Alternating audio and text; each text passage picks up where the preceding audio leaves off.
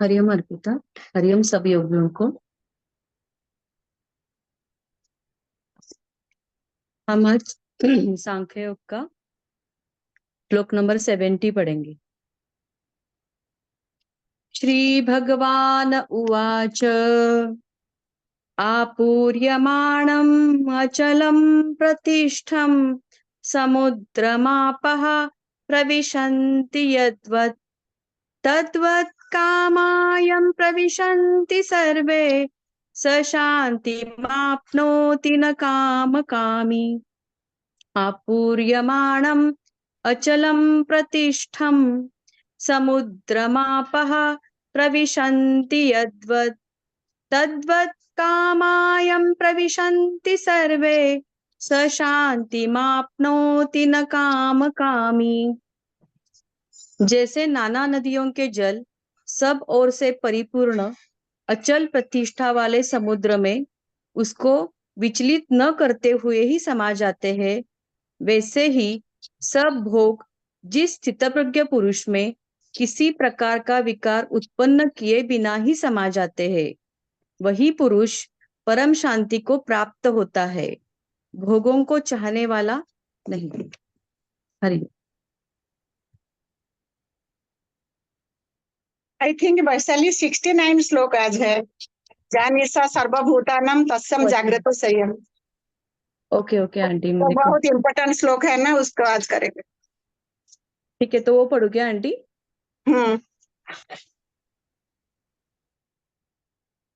या निशा सर्वभूतानां तस्यां जागर्ति संयमी यस्यां जागृति भूतानि सा निशा पश्यतो मुनेः। या निशा सर्वभूतानां तस्यां जागर्ति संयमी यस्यां जागृति भूतानि सा निशा पश्यतो मुनेः। संपूर्ण प्राणियों के लिए जो रात्रि के समान है, उस नित्य स्वरूप ज्ञान स्वरूप परमानंद की प्राप्ति में स्थितप्रज्ञ योगी जागता है, और जिस नाशवान सांसारिक सुख की प्राप्ति में सब प्राणी जागते हैं, परमात्मा के तत्व को जानने वाले मुनि के लिए वह रात्रि के समान है। हरिओम।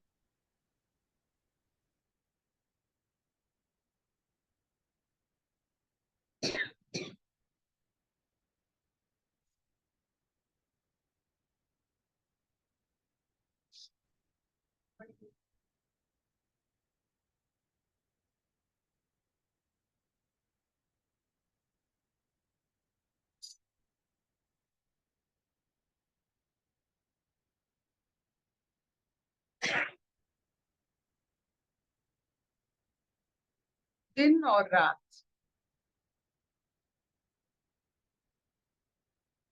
दिन में हम जागृत हैं, उल्लू के लिए रात जागृत अवस्था।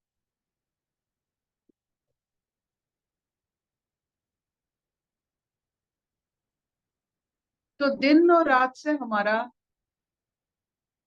कोई लेना देना नहीं है, क्योंकि हम जानते हैं कि जागृत अवस्था है, वो दिन और रात की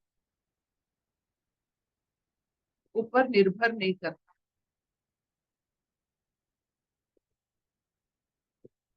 जैसे जो व्यापारी है, व्यापार के समय जागृत रहता है।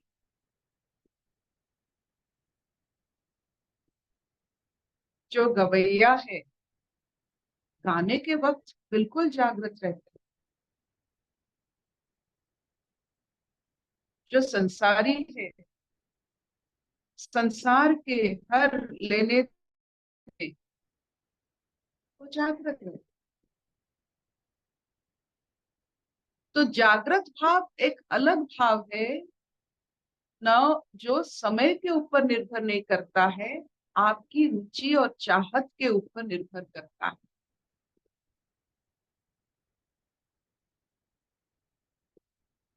अगर आपको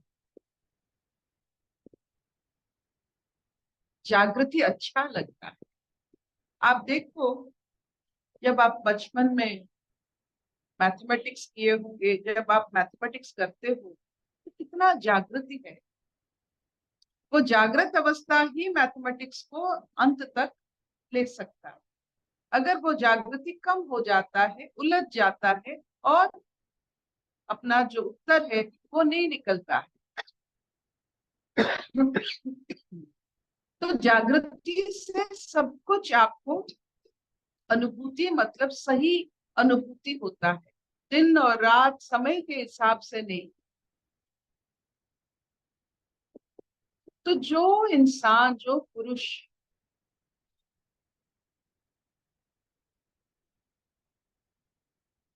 जो अपने शरीर और मन को लेकर पुरुषार्थ किया है, पुरुषार्थ मतलब अपने जीवन को सही ढंग में व्यर्थ किया है, उसको लगाया है, उसे हम पुरुष कहते हैं। हर एक पल को जिन्होंने, हर एक पल का जिन्होंने मायने जाना है, उसको हम पुरुष कहते हैं। क्योंकि वो जानता है कि समय सीमित है, अनुभूति बहुत लेना है, तो कम समय में कैसे जागृत अवस्था में वो अनुभव कर सके। और क्या अनुभव करने की कोशिश करता है कि भ्रम क्या है, सत्य क्या है। इसे पुरुषार्थ कहते हैं।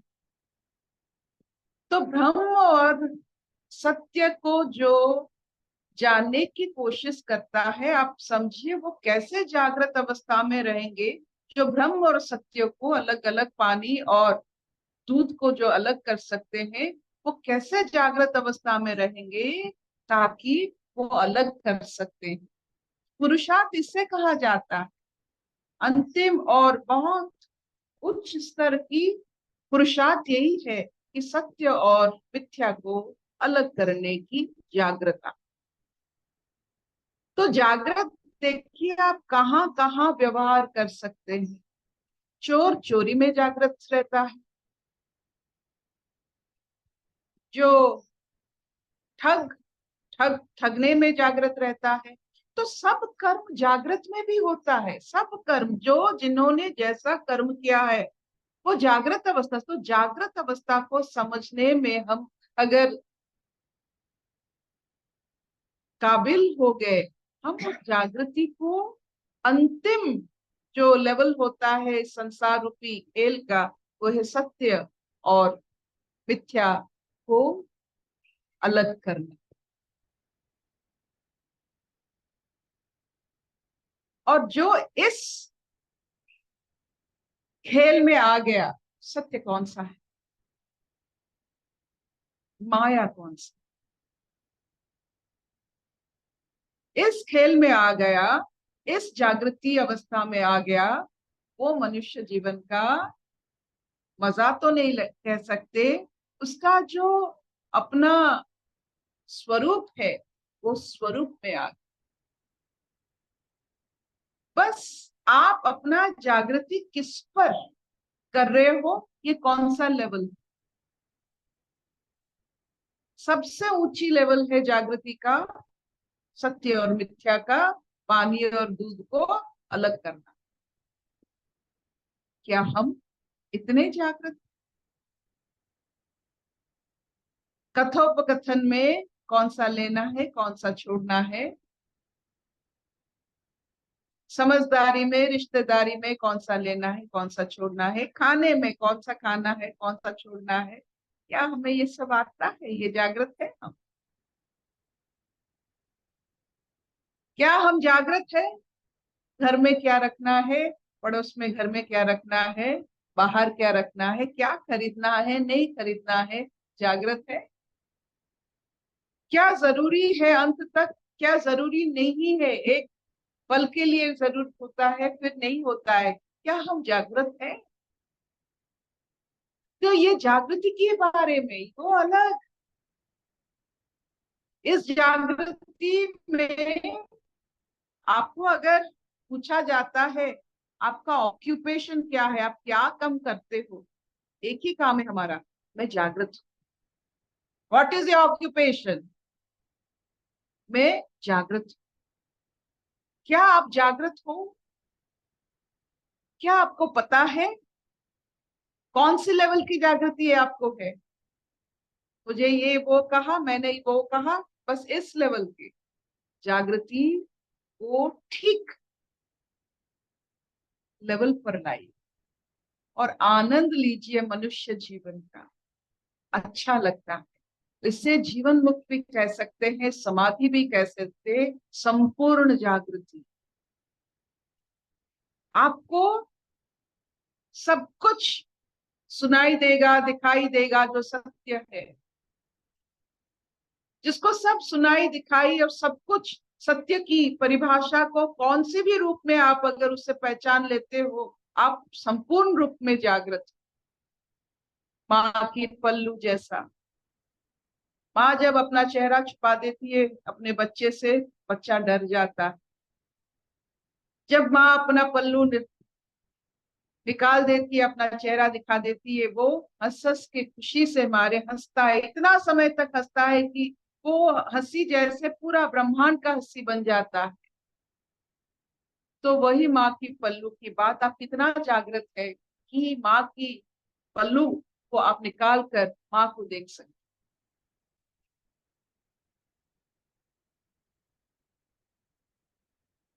तो आज की जो 69 श्लोक है, जो जागृत है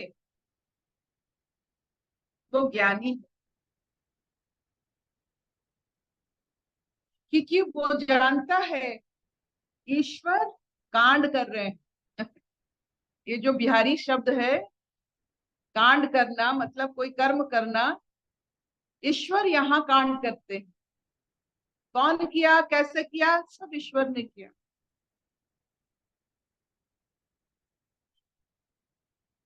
आप जानते होंगे वो कथा।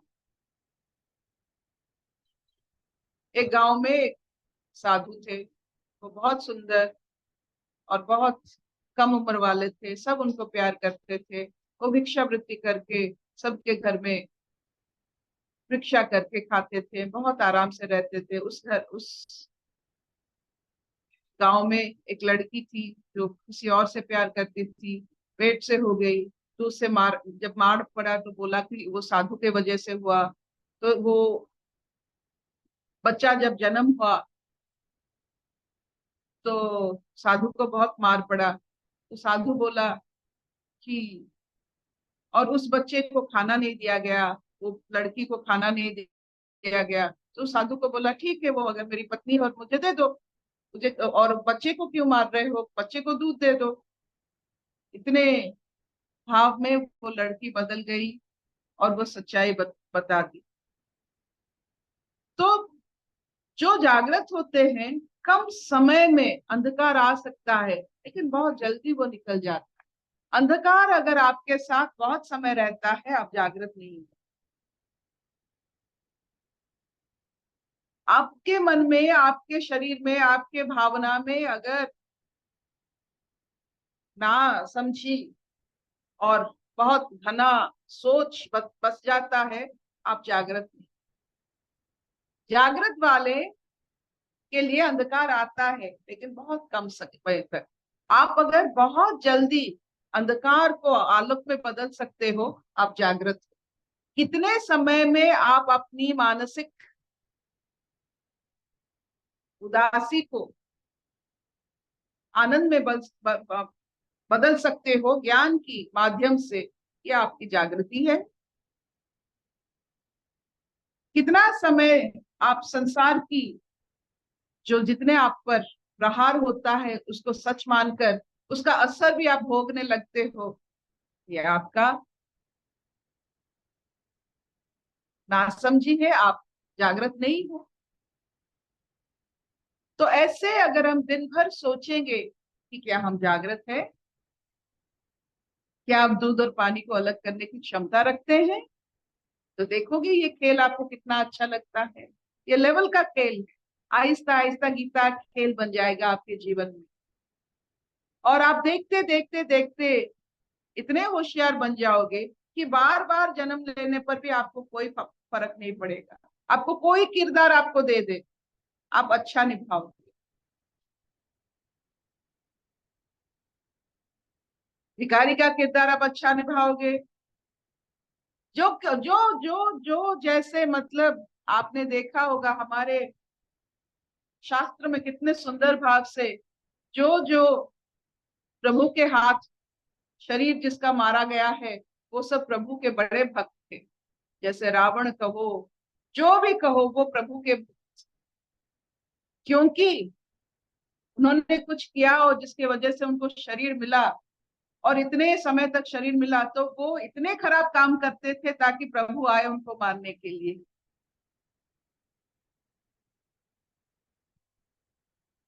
तो यहाँ बहुत विचित्र लीलाएं सब चलती है, आप मत घुसिए उसमें। सबका अपना अपना हिसाब प्रभु के साथ है, ईश्वर के साथ। आप अपना हिसाब बनाए रखिए, उसका हिसाब देखकर आप चौंकिए मत।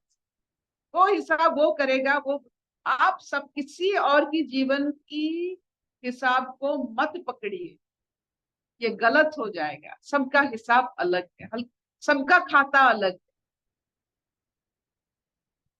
क्या इतना चलेगा? Will this do? हाँ अर्पिता।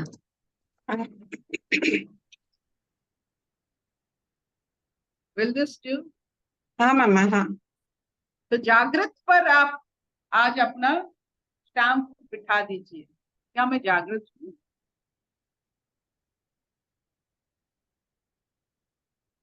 ये दिन है, ये रात है, वो इंसान है, वो डॉक्टर है, वो कौन है? क्या मैं जागृत हूँ?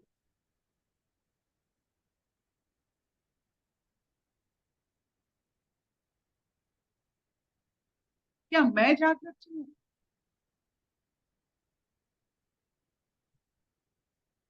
आप जानते हैं, आपकी अपार्टमेंट में, आपके इलाका में एक सेंट्री को बिठा दिया जाता है विसल में, जागते रहो। वो हर समय बोलता है जागते रहो। किसको बोलता है? किसको बोलता है? अपने आप को बोलता है, वो आपको नहीं बोलता है। क्यों? वो आपकी सोने की वजह बन जाता है, आपके ऊपर निर्भर कर, आपकी सोने के लिए उसको रखा गया है ताकि आप सो सको। तो अपने आप को बोलता है जागते रहो, जागते रहो, जागते रहो। और इससे बहुत सीख मिलता है। अगर एक आदमी अब एक घर में जागृत थे, सब सो सके।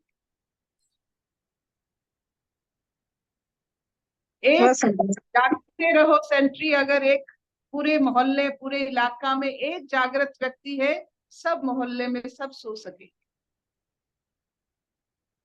चोरी नहीं होगा।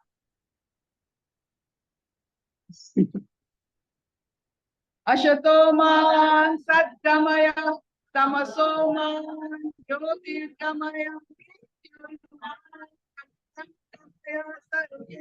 सुखिनो सन्तु सर्वे सन्तु निरामया, सर्वे भद्राणि पश्यन्तु, मा कश्चित् दुःखभाग् भवेत्। ओम शांति शांति शांति। कोई प्रश्न?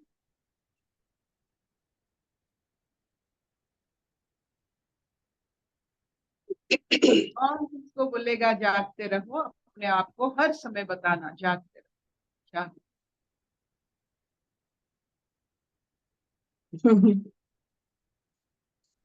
ये जागृति की बात है। जगराता जो आप माता रानी की करते हो, तो उसी की बात है।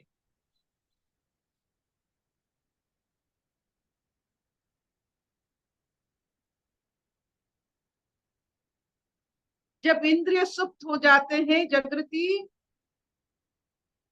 बढ़ती है।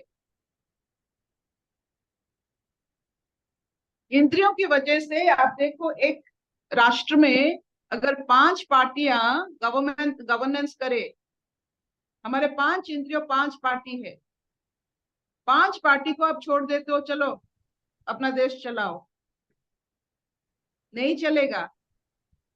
नहीं चलेगा, एक को लीडर बनना है। और वो एक कौन है? उस 5 इंद्रियों का लीडर कौन है?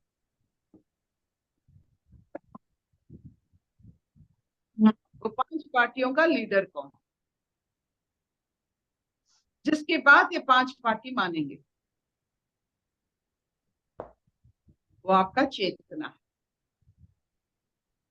नहीं तो ऐसे जीवन भर आप 5 पार्टियों की दल बनाकर अपने शरीर इतने बड़ा, ये शरीर जितना वो ब्रह्मांड भी उतना है, जैसा ब्रह्मांड वैसा पिंड, ये आप जानते हो।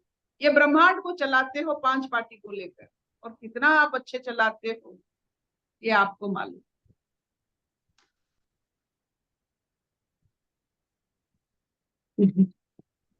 Thank you mama, thank you.